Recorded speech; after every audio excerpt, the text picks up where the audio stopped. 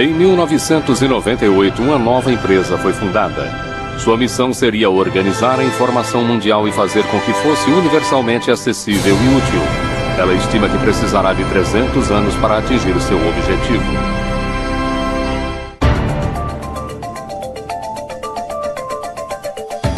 O jeito Google de trabalhar. Empresas bem-sucedidas começam com metas audaciosas e não há dúvida de que o objetivo do Google de querer organizar toda a informação mundial e fazer com que ela fosse útil era uma meta audaciosa. Começamos com a internet, mas vemos nossa missão como algo além da rede. Para nós é a forma que comunicamos aquilo que pensamos, porque há muita informação. O Google pode ter começado como um simples sistema de busca, mas hoje com aplicativos como Android, Chrome, Wave, Picasa, Google Apps, YouTube, Google Ocean e agora até seu próprio smartphone se tornou uma potência na internet. Este tsunami tecnológico ataca quase diariamente com suas equipes de desenvolvimento localizadas em todo o mundo. No processo, o Google se tornou um aspirador global de dados digitais. Lida com estimados 20 petabytes de dados todos os dias, ou o equivalente a 130 bilhões de fotografias, ou 5 bilhões de músicas em iPod.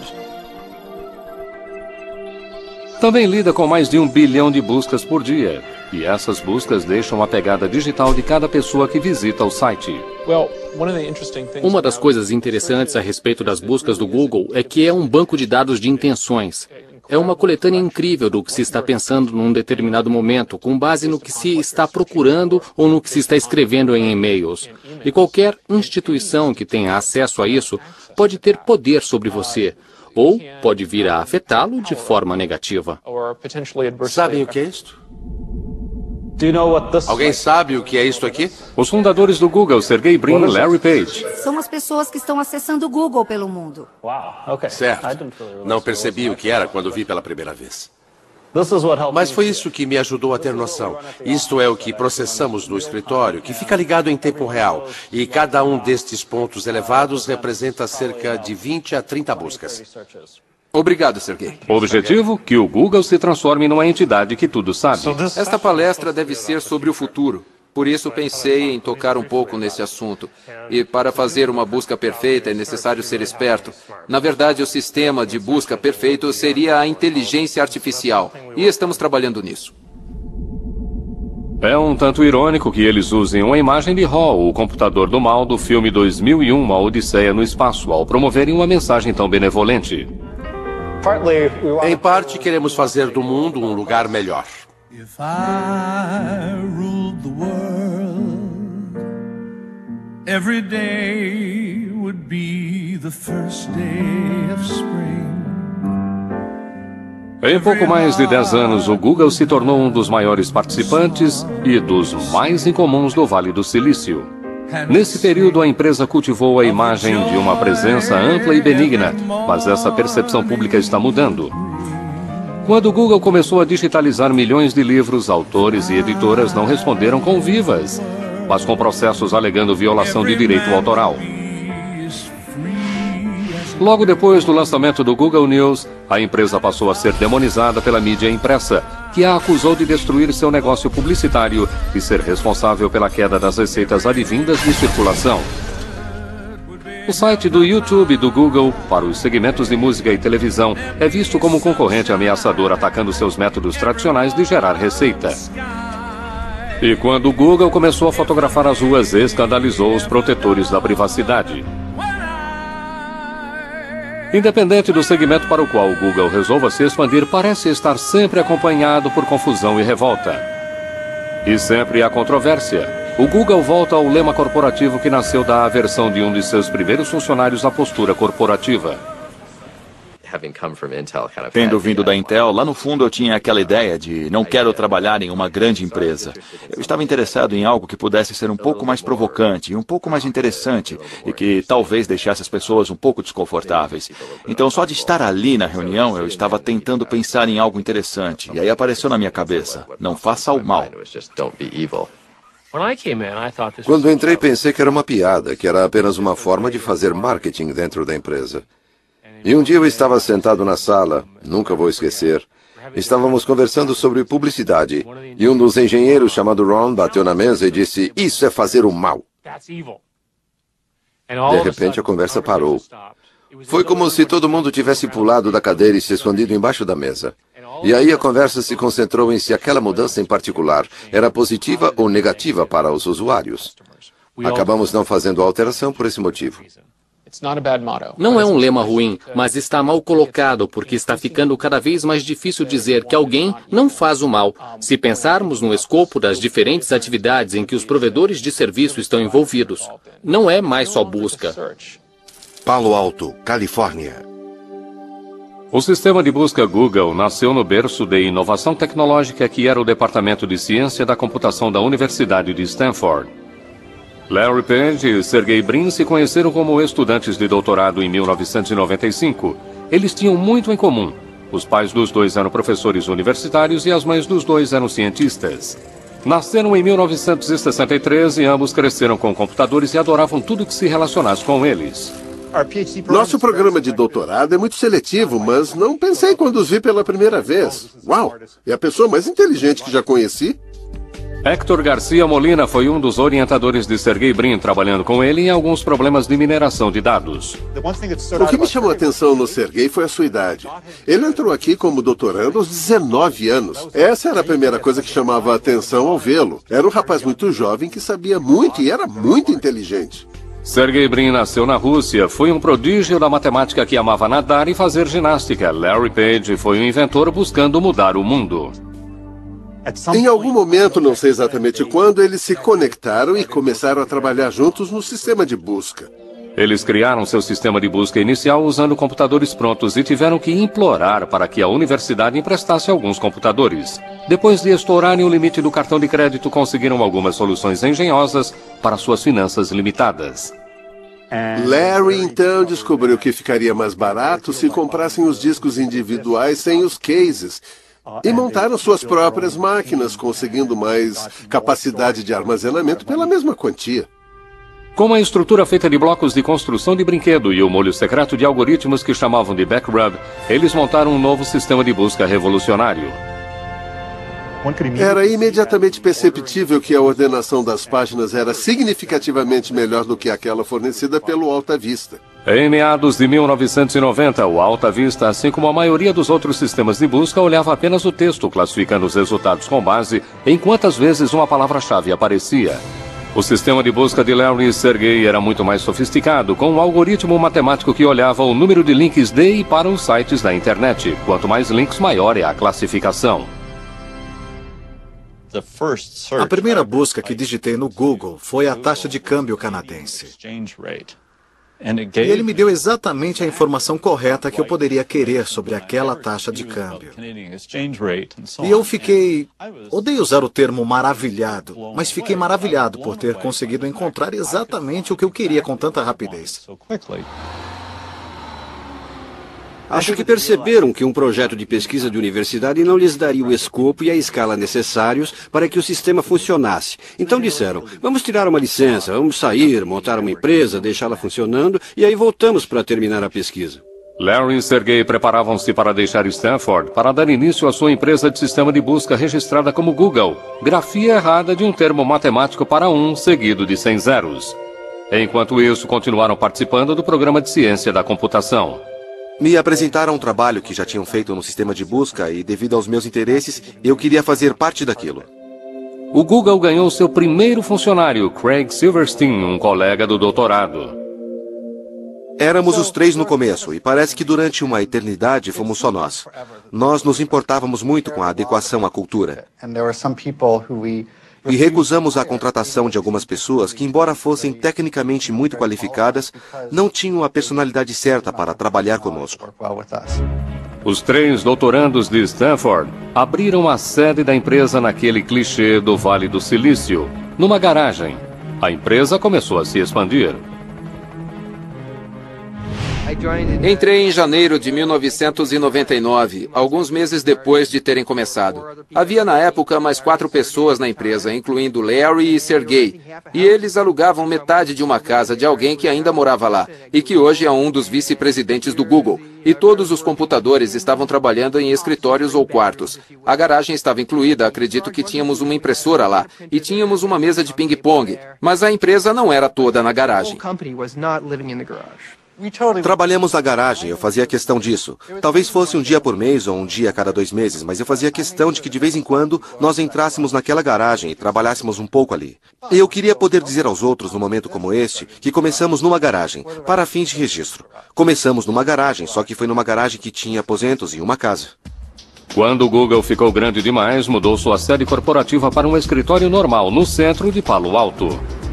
Estávamos em Palo Alto naquela época, que era a cidade dos restaurantes, e minha meta era irmos a um restaurante diferente todas as noites.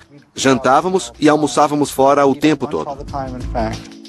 A empresa estava se expandindo rapidamente e logo eles se mudaram de novo, mas com menos restaurantes perto do novo endereço, Larry e Sergey decidiram que seria mais eficiente e barato se tivessem uma cozinha própria e com seu próprio chefe. O escolhido tinha no currículo um período cozinhando para a banda Grateful Dead. Eles me ofereceram ações no começo e relutei bastante. Conversei com meu pai perguntando: pai, esses caras querem que eu dê dinheiro a eles por essas ações, numa empresa que ainda não é pública. E ele respondeu: é um golpe, não acredite neles, não entregue nem um centavo. Ao contrário de outros sistemas de busca, a página inicial do Google era limpa e eficiente, sem aqueles banners e pop-ups irritantes. Larry Page e Sergey Brin viram seu sistema de busca Google ficar cada vez mais popular, mas o sistema ainda não estava se traduzindo em dinheiro de verdade, e eles não tinham plano de negócios para fazer a empresa dar lucro. Nossos fundadores decidiram que não aceitaríamos publicidade pelo tempo que fosse possível. Porém, acho que a ideia brilhante veio quando dissemos: olha, por que não mostramos anúncios que são baseados em texto e que não têm aquelas imagens em movimento ou distrações? Com base na busca, o Google forneceria anúncios simples para que as pessoas clicassem neles. Então, em outubro de 2000, o Google embarcou em um novo negócio: publicidade online. Quase imediatamente o dinheiro de publicidade começou a entrar e os investidores de capital pressionaram Larry e Sergey. Eles queriam um presidente experiente para administrar a empresa. Larry e Sergey escolheram um experiente veterano do mundo tecnológico, Eric Schmidt. Eric administrou com sucesso a desenvolvedora de software Novell e também havia trabalhado na Sun Microsystems. Mas talvez o que fosse mais importante para os fundadores era que Eric compartilhava com eles uma base como engenheiro de ciência da computação unido a um forte impulso empresarial. O Google adotou a posição de que a criatividade vem de empresários individuais envolvidos na empresa, que geralmente têm uma ideia, mas não têm tempo de trabalhar nela. Então inventamos um conceito chamado de 20%, e todos os técnicos da empresa devem, estimulados por nós, dedicar 20% do seu horário de trabalho em coisas que eles acham interessantes e não em coisas que nós achamos interessantes. O funcionário número 23, Paul Buchheit, foi o criador do lema Não Faça o Mal. Também foi o engenheiro que em apenas um dia criou o Gmail, um programa de e-mail usado internamente pelos Googlers. Houve muita objeção a sequer dar andamento ao Gmail para começo de conversa. Mas um dos pontos principais foi que não era possível ganhar dinheiro com e-mail. Então essa ideia ficou flutuando e pensamos em fazer publicidade dirigida. Por exemplo, você recebe uma mensagem sobre uma viagem de esqui e receberá um anúncio de equipamento de esqui ou luvas ou algo assim. Ele decidiu tentar escrever um código para ver se era possível para os computadores do Google varrer as mensagens do Gmail e apresentar um anúncio adequado. Quando cheguei no dia seguinte, o pessoal estava muito inquieto e não de uma forma totalmente positiva. Teve gente que achou que era uma péssima ideia. Pelo que me lembro das reuniões que ocorreram durante um ano, foi um debate constante sobre quais os tipos de recursos, se a publicidade funcionaria e assim por diante. E acabamos decidindo tentar. De fato, lançamos o Gmail em 1º de abril e ele foi visto em grande parte como uma piada. A inclusão de anúncios direcionados no Gmail em 2004 provou não ser piada ao aumentar os crescentes resultados do Google. Ele havia se transformado numa máquina de ganhar dinheiro com publicidade. E por falar em publicidade, a oferta inicial das ações do Google recebeu mais publicidade do que qualquer outra oferta na história. Quando o Google estava se preparando para abrir o capital, precisou revelar um segredo muito bem guardado: suas receitas e lucros incrivelmente altos. Isso pegou os observadores de investimentos de surpresa, fazendo com que a ação do Google se tornasse muito atraente. E então, em 19 de agosto de 2004, o primeiro dia de negociação das ações do Google, nasceram centenas de milionários. Aqueles investidores iniciais e os primeiros funcionários do Google tiraram a sorte grande. Pessoas que entram em uma empresa, a abertura de capital é um ótimo negócio. Qualquer estratégia de saída, suas ações são compradas por outra pessoa. E se o capital for aberto, é um ótimo negócio. Faz com que repense sua vida. Estou bem, estou confortável. A maioria me considera rico. Eu me considero rico. Larry e Sergey agora estavam mais do que ricos. Precisaram de apenas 6 anos para virarem bilionários. Sua empresa Google virou um dos principais sistemas de busca do mundo. Até entrou em dicionários como verbo. O Google, como ferramenta tecnológica, se tornou parte da cultura pop. E a percepção que os jovens têm do Google é um cruzamento entre um dormitório de faculdade e o paraíso dos geeks. Ou seja, o Google recebe mais de 1 milhão de currículos por ano. Cheguei ao Google e pela primeira vez eu realmente sinto que todo mundo sabe o que está fazendo. E que sabem mais do que eu. O que é preciso então para ser um dos poucos escolhidos para ser um Googler?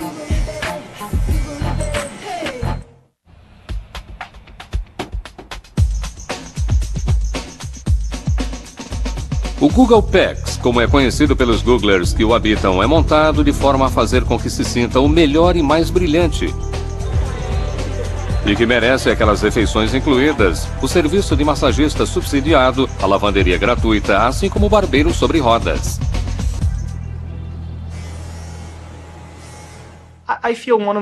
Acho que uma das melhores coisas a respeito do Larry e do Sergey é que eles foram muito espertos e foram brilhantes.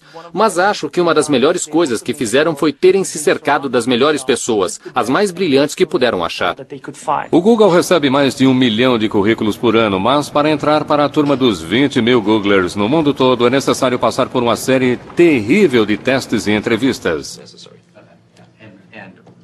Rajen Seth, outro graduado em ciência da computação em Stanford, trabalhou em outras empresas de alta tecnologia antes de se aproximar do Google.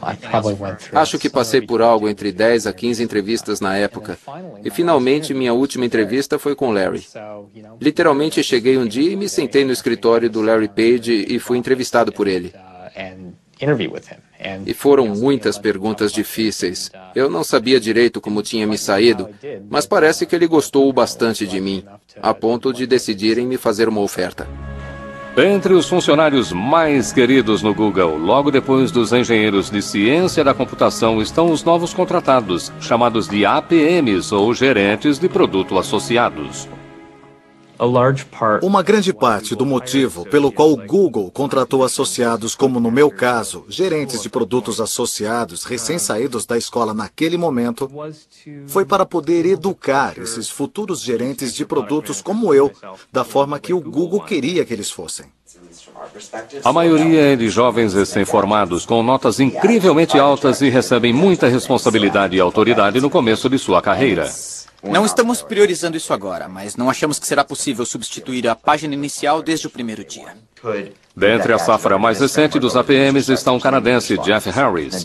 A minha função aqui, que é de gerente de produto associado, é meio que projetada para pessoas que têm base técnica, mas não estão necessariamente codificando no dia a dia. No final das contas, meu trabalho é fazer a comunicação com os engenheiros que fazem a codificação o tempo todo e verificar se todos eles estão trabalhando juntos para o mesmo objetivo. Eu acabei de fazer 22 anos.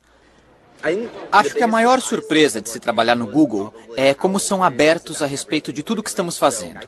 Eu posso olhar no nosso site interno e ver detalhes de todos os projetos que estão sendo feitos. E isso é ótimo, do ponto de vista organizacional. Embora o Google possa ser altamente transparente internamente, como muitas das outras grandes empresas de alta tecnologia do Vale do Silício, é extremamente sensível sobre o que pode ser mostrado a quem é de fora. Seja o código nas telas dos monitores ou os rabiscos nos quadros brancos que parecem estar em todos os lugares. Gostamos de ter quadros brancos em todos os cantos e a razão para isso é alimentar a criatividade. É possível desenhar coisas, comunicar ideias e trabalhar com outras pessoas naquela ideia. É possível publicar de forma programada a liberação ao mesmo tempo ou não? Sim. Então, muitas vezes, as pessoas pegam o celular e tiram uma foto do quadro branco, enviam isso por e-mail e elas acabam fazendo parte das notas da reunião. Além dos quadros brancos e barracas de comida espalhados, o outro aspecto incrível dos escritórios do Google é a ausência de papel. Operamos praticamente sem usar papel. Uma das coisas que fizemos aqui no Google é que os usuários têm laptops que levam consigo para as reuniões a que comparecem. As anotações são feitas de forma eletrônica para que possam ser instantaneamente compartilhadas com as pessoas. Um apetite insaciável para o que é novo e inovador, cobrindo um amplo espectro de tecnologias, significa que o Google está constantemente começando. É claro que nem tudo é inventado no Google. Também temos equipes procurando novas tecnologias em pequenas empresas que podemos escolher, que podemos comprar e que se beneficiarão da estrutura do Google. Com bastante dinheiro e ações à sua disposição, o Google pode comprar empresas pelas quais se interesse. Foi assim que o YouTube se tornou um produto Google, assim como o Google Earth e o Picasa. Assim como o programa de processamento de texto baseado na web chamado Writely. Writely era um processador de texto no navegador. Você o acessa como um site normal e trabalha. O Google nos percebeu porque recebemos muita divulgação. O Google comprou o Writely e contratou os seus fundadores para ajudar a desenvolvê-lo. Minha experiência foi como uma criança que está fazendo pequenos barcos de papel em um riachinho qualquer. E estava ótimo e divertido. Aí um ricaço passa por ali e diz: rapaz, está ótimo, pega esse monte de placas grossas e um exército de soldadores e quero que construam uma esquadra de navios de batalha. O Writely foi modificado para o Google Docs, um processador que tira os dados do computador pessoal para os servidores do Google. É meio estranho e esquisito. Sou definitivamente um cara de barba grisalha. Tenho 42 anos, não que seja tão velho, mas aqui estou na parte superior da faixa etária. Há muitos engenheiros jovens aqui. Não me incomoda. Acho que é interessante. Acho que todo mundo chega a este ponto na carreira em que as coisas começam a parecer óbvias. Não me incomodo com a cultura técnica aqui. Isso não me intimida. Sou um codificador muito produtivo, feroz, bem dedicado, mesmo quando escrevo códigos, e eles morrem de medo de mim, então eles não me incomodam. Eu não estava aqui quando fundaram tudo, mas entendo que a concepção básica da cultura é que queriam fazer e enxergar tudo do ponto de vista de um engenheiro. Desse ponto de vista, a eficiência pode muito bem ser o objetivo principal do engenheiro. Precisamos de mais triagem. Você abre um documento de texto no Gmail e dá erro. A maioria das equipes faz isso toda manhã. Tem uma reunião em pé, é muito curta, dura uns 10 minutos. Cada um fala no máximo 1 minuto. O lápis é a concha do Senhor das Moscas, lembra disso? Quem está com o lápis está com a palavra. É por isso que foi uma reunião muito eficaz e levou apenas 5 minutos para contarmos para a equipe tudo o que está acontecendo. Outra reunião em que os membros da equipe do Google Docs precisam discutir problemas ocorre durante a caminhada Writely semanal. Acho que é interessante tentar fazer coisas importantes para mudar o mundo. Acho que é por isso que gosto de estar no Google. Queremos mudar o mundo, queremos fazer coisas grandiosas. Qual o problema com o algoritmo que temos? O cara ficou editando por 8 horas. O começo e o final foram cortados. Não, tudo bem. Temos que lidar com dezenas de milhões de usuários, grandes centros de dados e grandes máquinas e grande engenharia. E é muito legal. Para geeks de computador, a diversão começou mesmo em 1976, em uma garagem do Vale do Silício, quando 2 desistentes da faculdade começaram uma empresa chamada Apple e lançaram uma revolução, a revolução dos computadores pessoais. O poder do computador pessoal cobriu milhões de lares e escritórios em todo o mundo e mudou tudo. Mas agora, após mais de 1/4 de século se insinuando em nossas vidas, o computador perdeu quase todo o seu brilho mágico. O Google está de olho na criação de outra revolução ao eliminar a necessidade de computadores pessoais. Ele quer colocar o máximo de dados que for possível em seus próprios servidores. Uma das coisas que acho subestimada é que desde o começo, já em Stanford, eles eram ótimos em minimizar o custo de montar sistemas computacionais. E continuaram com essa capacidade de gerar imenso poder computacional a custos relativamente baixos.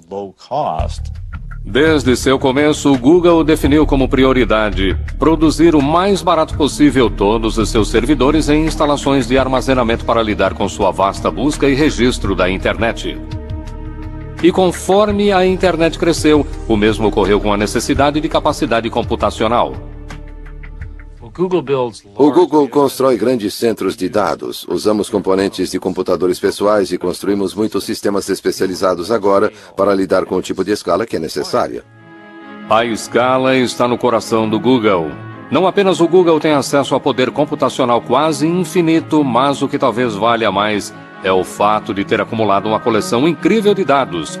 Dados que podem ser usados para teste numa escala nunca antes vista pela maioria dos novos engenheiros computacionais. Meu colega e eu estávamos jogando algumas ideias e falávamos de algo que depois acabou sendo algo próximo ao Google, bookmarks. E fizemos alguns cálculos e falamos que seria, 4 petabytes de dados.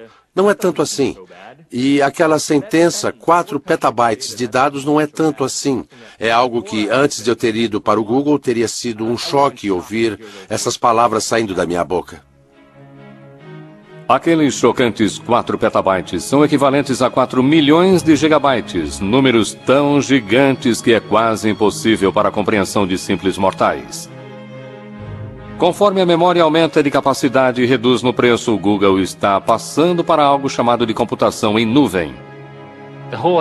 A ideia toda por trás da computação em nuvem é ir adiante e colocar tudo em um servidor administrado por profissionais.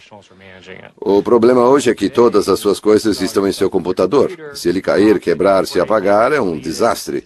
Por que não colocar então tudo que é importante em outro lugar, manter em segurança, sob seu controle, que esteja disponível sempre que precisar em todos os dispositivos e onde quer que você esteja? A mudança para a nuvem está fazendo uma revolução na forma como nos comunicamos, como trabalhamos, como nos divertimos, na verdade, como vivemos. As pessoas imaginam o que aconteceria a informações que são minhas exclusivas, meus registros bancários, meu histórico de saúde, seja lá o que for, mas que eu não controlo. Estão sentadas lá em algum lugar. E preciso confiar que quem esteja cuidando delas não as use para algo indesejável. Será que a mudança para a nuvem abrirá a porta para que os governos e as empresas acessem secretamente dados a nosso respeito?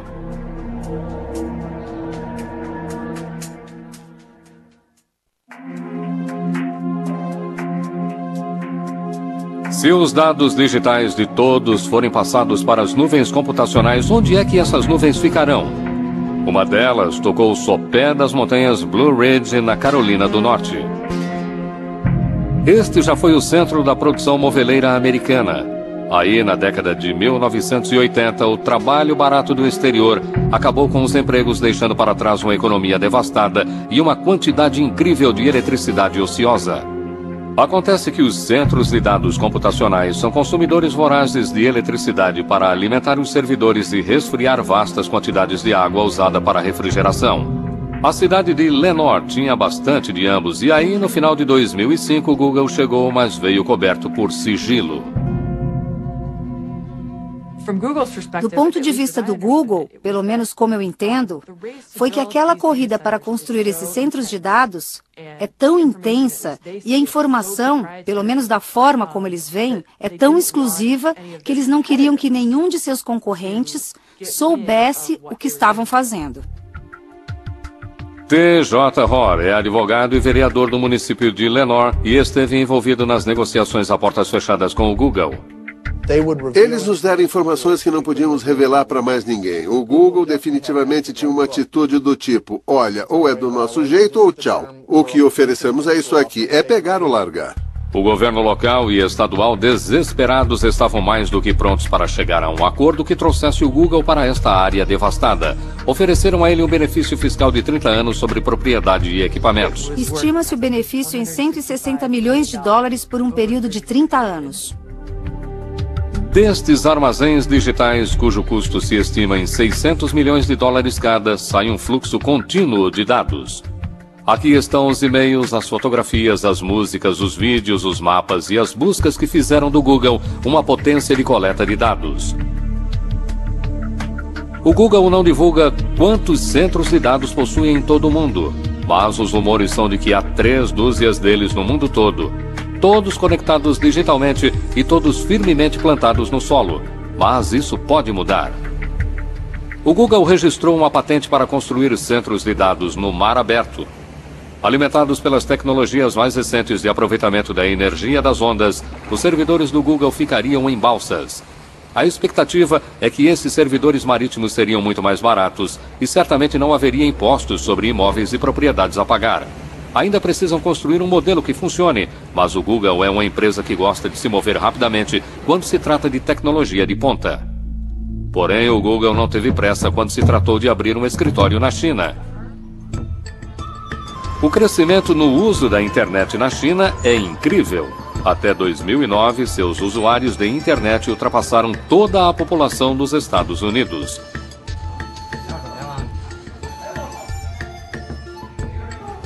É um mercado em explosão, mas é complexo devido à censura governamental.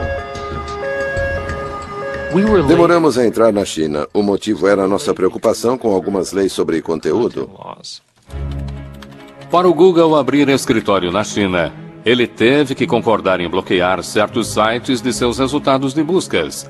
O governo chinês decide quem passa pelo firewall chinês. Para administrar o Google na China, eles chamaram Kai-Fu Lee, executivo sênior da Microsoft, que havia sido responsável por suas operações naquele país em 2005. Kai-Fu Lee se viu no papel de um Nuggler, como os novos Googlers são chamados. Quando entrei no Google, usei a palavra choque para descrever o que eu senti. Acho que foi uma combinação de coisas, uma combinação dos valores. A empresa era jovem e feliz.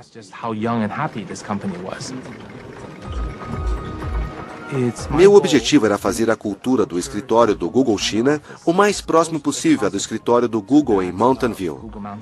Mas é impossível fazer exatamente igual, porque a cultura chinesa e a cultura americana são diferentes.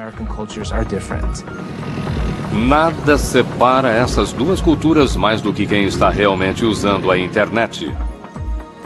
O usuário médio da internet tem 25 anos na China, contra cerca de 42 anos nos Estados Unidos. Então a diferença é significativa, e os padrões de uso também são bem diferentes. Os usuários chineses, por serem mais jovens, tendem a gostar de entretenimento, jogos, música, vídeo. Tendem a usar menos a busca e comércio virtual. Da mesma forma, quando usam a rede, eles tendem a querer algo que seja muito agitado e estimulante. Ao contrário das interfaces simples de usuário. Os internet cafés são cheios de jovens e muitos estão aqui porque em casa eles seriam proibidos de jogar esses jogos e filmes. O que parece que não é proibido nem aqui nem em casa é baixar música pirateada.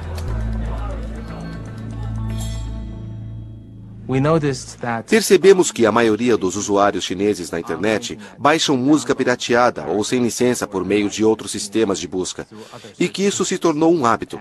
Acho que a maioria dos usuários acredita que tem direito de fazer isso.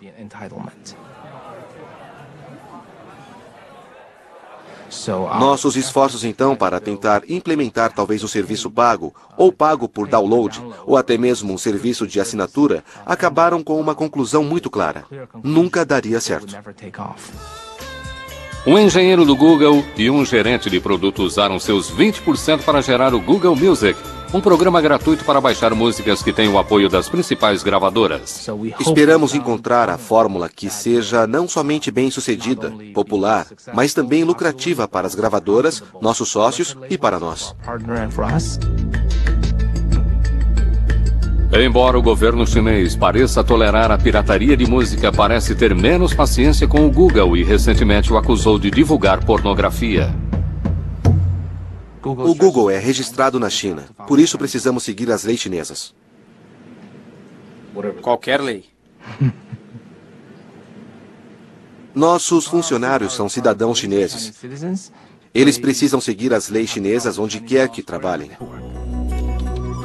Seguir as leis chinesas significa que as buscas do Google digitadas na China para assuntos como Falun Gong, independência do Tibete ou protesto na Praça Tiananmen produzirão resultados bem diferentes daqueles que aparecem nas telas fora da China.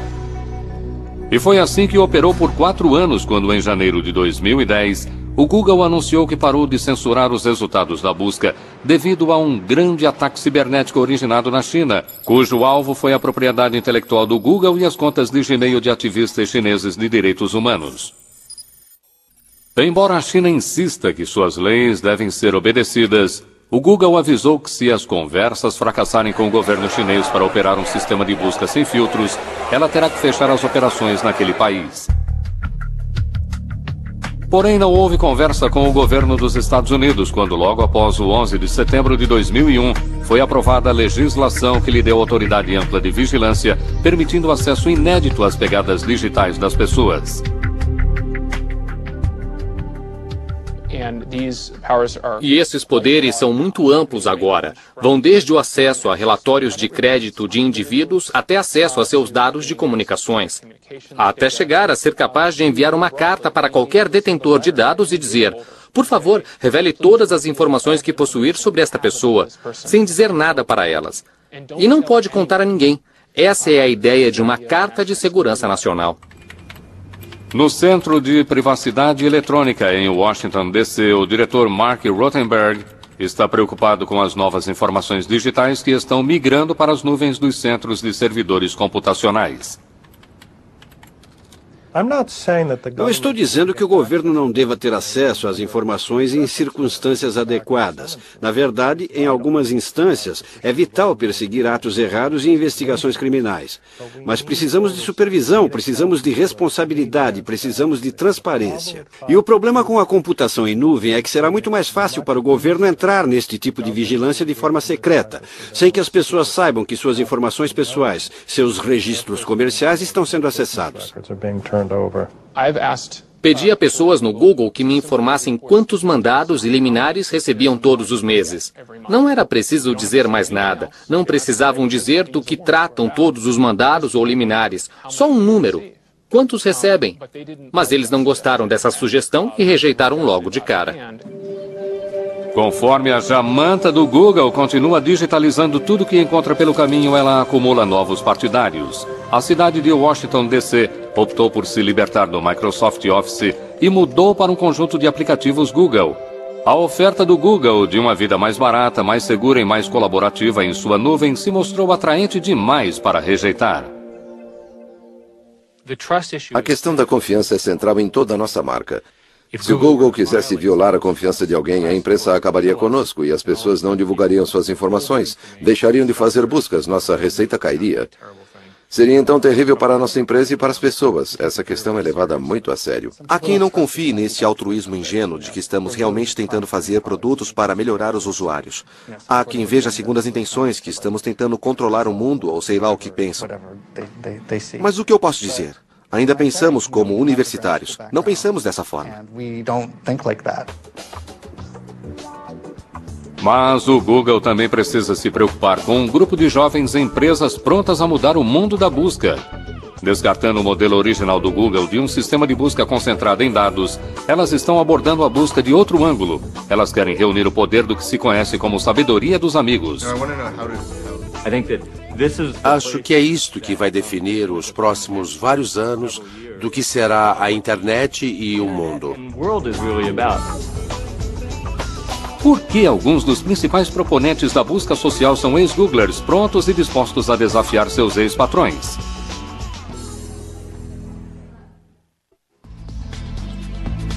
Com quase 20 mil funcionários em todo o mundo, o Google está começando a ver alguns de seus primeiros funcionários saindo para dar o que pensam ser o próximo grande passo.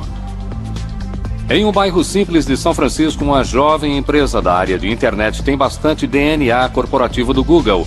Vários de seus fundadores são ex-Googlers, mas sua empresa, Aardvark, deseja ir além do Google e transformar a busca em si. Gostamos de chamar de busca social. O conceito é o de que está procurando pela pessoa certa no momento. E você não quer saber da vida dessa pessoa. Você só quer interagir com ela, porque ela sabe de algo que vai ajudá-la naquele momento. Às vezes não está escrito em um site, mas alguém pelo mundo sabe a resposta. E todos nós temos redes sociais. A Advac é basicamente um utilitário que lhe dá acesso a isso. Mais adiante, em um centro industrial insípido no Vale do Silício, há outra empresa de rede social com sua própria lista impressionante de ex-Googlers, inclusive Paul Buchheit, que é conhecido e talvez odiado por ter cunhado o lema do Google, não faça o mal. Sua minúscula empresa chamada FriendFeed está desenvolvendo um novo serviço de rede social que compartilha e acompanha os que os amigos estão ouvindo, lendo e postando na rede. Nenhum de nós sabe o que vai acontecer em seguida, mas acho que este é exatamente o lado bom de uma nova empresa. Numa grande empresa, posso prever facilmente o que vai acontecer no ano seguinte. Numa empresa nova, ninguém faz ideia do que vai acontecer em seguida. No próximo ano, você pode ser um sucesso incrível ou um fracasso. O Google estava acompanhando o FriendFeed para uma possível aquisição, mas antes de chegar ao seu segundo ano de vida, o FriendFeed foi engolido pelo fenômeno da rede social Facebook, por $50 milhões, segundo dizem. O Facebook, fundado por um desistente de Harvard em 2004, passou por crescimento explosivo e representa um verdadeiro desafio ao Google, ao mesmo tempo em que atrai um surpreendente número de ex-Googlers.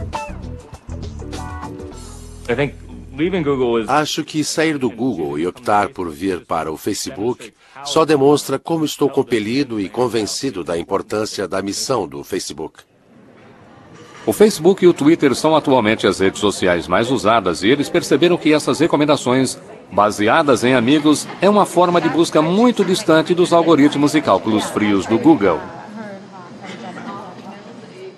Para a maioria das pessoas fora da engenharia, o mundo trata de relacionamentos, trata de se conectar com outras pessoas, e nisso realmente o Facebook é o próximo passo da evolução do que realmente importa do ponto de vista tecnológico. O Google, na verdade, entrou no mercado de rede social com algo chamado Orkut. Embora seja muito popular na Índia e na América do Sul, não conseguiu atrair números expressivos de seguidores entre os europeus e os norte-americanos. O Google realmente não entrou nos negócios de rede social e acho que isso se deve em parte à personalidade dos fundadores. Como eles são engenheiros, acho que papo furado com os amigos não é a prioridade. A prioridade é reunir informação do mundo científico. Acho que pensaram que aquilo não era interessante, importante, porque alguém perderia tempo com aquilo. Ficou claro quando o mundo mudou para o Facebook e Twitter. Eles disseram, também podemos fazer isso tecnicamente? Claro, podemos colocar coisas do Twitter no Gmail, coisas do Facebook no que temos, e temos o Orkut. Mas acho que o coração da empresa não está ali. A empresa não trata disso, trata de informação, toda a informação do mundo. O Google realmente acredita que os dados criarão um incrível benefício para a sociedade. A empresa acredita firmemente que vai encontrar formas de usar dados para melhorar a nossa vida, facilitar a nossa vida, para que nossas decisões fiquem mais eficientes. Eles acreditam piamente nisso. Por exemplo, com as tendências de gripe, acreditam que monitorar as buscas individuais ao procurarem por coisas como tosse ou outros problemas médicos vão detectar a gripe e serão capazes de intervir de forma mais eficiente e menos pessoas morrerão. Quando o Google fez sua oferta inicial de ações, Larry e Sergey escreveram uma carta pessoal explicando que aspiravam para o futuro da empresa. O Google não é uma empresa convencional, escreveram, e nem pretendemos ser. A missão do Google de coletar toda a informação mundial e deixá-la acessível e útil, e fazer isso dentro de 300 anos, já fez com que a empresa fosse muito além das buscas em sites da internet. Seja fotografando as ruas ou digitalizando os livros do mundo, ou transformando nossos dispositivos móveis em portais da internet, ou criando o maior repositório de vídeo do mundo em sua própria nuvem, o Google continua sendo um fenômeno tecnológico. Mas seu futuro depende de algo um tanto não científico. Confiança. A confiança de que está mantendo nossos dados a salvo de hackers e governos curiosos. A confiança de que a empresa não está fazendo uso inadequado de nossas informações. E, por fim, a confiança de que o Google está se mantendo fiel ao seu lema, não faça o mal. Em fevereiro de 2010, a empresa de busca social Aardvark foi comprada pelo Google por 50 milhões de dólares. Versão Marshmallow São Paulo.